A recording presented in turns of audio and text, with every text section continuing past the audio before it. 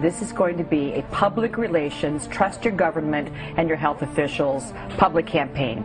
You know, there's no conspiracy here, folks. Just get your damn vaccine. Listen to our government agencies. These guys are telling the truth. Forget the conspiracy. Just get your damn vaccine. Just get your damn vaccine. Now, because of this flu season being so important, certain states, including our state, New York State, are actually making it mandatory for healthcare workers to get vaccinated against both seasonal flu and H1N1. This is going to be a public relations, trust your government and your health officials public campaign. It is very, very important, especially for healthcare workers, because traditionally only about 40% of healthcare workers get vaccinated, and we are excellent, Anna. We are the vectors of spread for this virus. In addition, you don't want your doctor himself or herself to be sick, so very important for healthcare workers. We should strive for close to 100% compliance. There you go. Anna, did you get your shot yet? Yes. Yesterday. Just get your damn vaccine. But we trusted the scientists back in 1976 with the original swine flu shot, and it was a debacle. Not only that, some people died, some people were paralyzed. From the shot itself. And people remember the swine flu vaccine as a terrible disaster. Remember the swine flu scare of 1976? That was the year the U.S. government told us all that swine flu could turn out to be a killer that could spread across the nation. And Washington decided that every man, woman, and child in the nation should get a shot to prevent a nationwide outbreak, a pandemic. Well, 46 million of us obediently took the shot. And now 4,000 Americans are claiming damages from Uncle Sam amounting to $3.5 billion because of what happened when they took that shot. By far the greatest number of the claims, 2/3 of them, are for neurological damage or even death. Dr. David Sencer, then head of the CDC, the Center for Disease Control in Atlanta, is now in private industry. He devised the swine flu program, and he pushed it. Did anyone ever come to you and say, you know something, fellas? There's the possibility of neurological damage if you get into a mass immunization program? No. No one ever did? No. Do you know Michael Hatwick? Yes. Dr. Michael Hatwick directed the surveillance team for the swine flu program at the CDC. His job was to find out what possible complications could arise from taking the shot and to report his findings to those in charge. Did you know ahead of time, Dr. Hatwick, that there had been case reports of neurological disorders, neurological illness, apparently associated with the injection of influenza vaccine? Absolutely. You did? Yes. How'd you know that? By review of the literature. What would you say if I told you that your superiors say that you never told them about the possibility of neurological complications? That's nonsense. I can't believe that they would say that they did not know that there were neurological illnesses associated with influenza vaccination. That simply is not true. We did know that. You didn't feel it was necessary to tell the people that information? I think that over the years we have tried to inform the American people as fully as possible. Listen to our government agencies. These guys are telling the truth. You know, there's no conspiracy here, folks. Just get your damn vaccine. During major flu epidemics, millions of people are sick and thousands die. Well, this year you can get protection. The vaccines are safe, easy to take, and they can protect you against flu. So roll up your sleeve. Protect yourself. Excellent, Anna.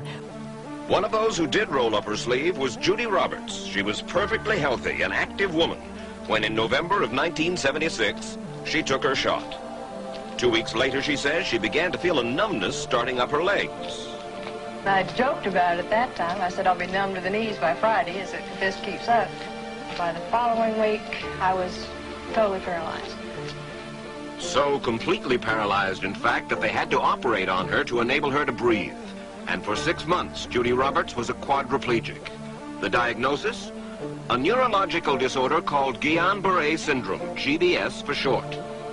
These neurological diseases are little understood. They affect people in different ways. As you can see in these home movies taken by a friend, Judy Roberts' paralysis confined her mostly to a wheelchair for over a year. But this disease can even kill. Indeed, there are 300 claims now pending from the families of GBS victims who died. Judy, why did you take the flu shot? I'd never taken any other flu shots, but I felt like this was going to be a major epidemic. And the only way to prevent a major epidemic of a really deadly variety of flu was for everybody to be immunized. I don't want to have that kind of vaccination in my child yet until I know it's safe, 100% safe. You would be heartbroken if you did not vaccinate your child and that child got sick with influenza and found that your child was in the hospital close to death. But moms like Corey Bureau still aren't sold. I don't feel just because the government's telling me that I need to get this, flu shot for her or my youngest that I should go and do that. The challenge for public officials? Convincing the public to heed their advice instead of a mother's intuition. Well, for more on how the United States is applying those very lessons, I spoke a brief time ago with Dr. William Schaffner, who chairs the Department of Preventative Medicine at Vanderbilt Medical School. Dr. Schaffner, thanks very much for coming in.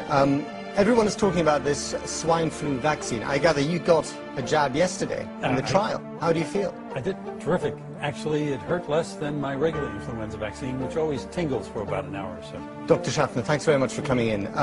Everyone is talking about this swine flu vaccine. Everyone is talking about this swine flu. The concerns include possibly using chemical additives or adjuvants to boost the effectiveness of the vaccine. They have never been used in flu vaccines in the U.S., but have safely been used in others, such as tetanus. Critics also worry that some forms of the vaccine will contain thimerosal, a mercury-containing preservative. Thimerosal has never been associated in any valid scientific way with any adverse effect to the fetus or to young people. A congressional committee that studied the matter has already concluded thimerosal is directly related to the autism epidemic. It could have been prevented or curtailed had the FDA not been asleep at the switch, allowing the untested toxic to be part of the vaccine recipe, something the committee report blamed on misplaced protectionism of the pharmaceutical industry. Some examples of the scientific papers he's talking about: a study of monkeys that showed vaccinated primates showed increased neurological disorders and non-social behavior similar to autism. Another animal study that shows the kind of mercury used in vaccines ends up in the brain and stays twice as long as the mercury in fish. A study of vaccination records which seems to match increased autism with increased vaccinations containing mercury. And then there's the circumstantial evidence. UPI found only 4 cases of autism among a community of 22,000 Amish people who generally shun vaccines. Statistically, there should be about 130. And it turns out that 3 of them were vaccinated, and the other live near a power plant that releases mercury. Thimerosal, a preservative which was taken out of childhood vaccines a while ago because there was fear it could be linked to autism, is being used in some batches of the H1N1 vaccine. Are you concerned that will keep some parents from having their children vaccinated? Thimerosal has been proven to be safe, is used in seasonal vaccine, seasonal flu vaccine, and again, we want to assure people that the scientists again have confirmed that there is really a safe factor with using thimerosal. It's an effective preservative and one that we think actually adds to the likelihood that we'll have a safe vaccine for a while to come. There's literally hundreds and hundreds of studies that connect thimerosal to these disastrous neurological disorders. I talked to the scientists and I talked to the federal bureaucrats who are defending thimerosal, and I said, what are you relying on? And I looked at the science they're relying on, and I can tell you, Joe, it is so weak. And you and I have seen, legal practice with junk science, and we know, what these phony scientists are who create this stuff. It happened in big tobacco. Right. It happens in big oil. It's happening in global warming. And now it's happening in a way that's impacting our kids' lives. This is classic tobacco science. It is junk science. And I was looking at these reports and saying, this is the best. This is what you're relying on. They know it's fraudulent. Okay. The scientists, again, have confirmed that there is really a safe factor with using thimerosal. It's just get your damn vaccine.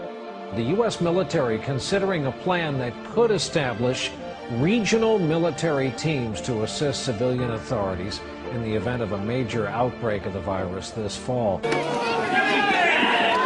It's a what-if worst-case scenario. What if local police were not enough to quell crowds of people so panicked to get a flu shot they turned violent? Well, that is when they call in the National Guard. We're treating every situation as it's actually happening. We try to train as we fight, we say in the military. You guys to be loud and boisterous. All right, cause some confusion. This drill's designed to look and feel as realistic as possible, right down to the actual pepper spray and live tasers. These guardsmen don't know what to expect. In this drill, the trouble's created by people showing up without proper ID or living outside the designated vaccination area. All potential real-life scenarios. Ultimately, the guard makes many arrests and is forced to shut this vaccination site down. This bill that recently passed the Massachusetts Senate says that if there is a swine flu pandemic and you don't get the swine flu vaccine, you can be ordered into quarantine. If you refuse the quarantine, you can face a fine of $1,000 per day that you resist. Many citizens are concerned that the bill's provisions will abuse their constitutional rights.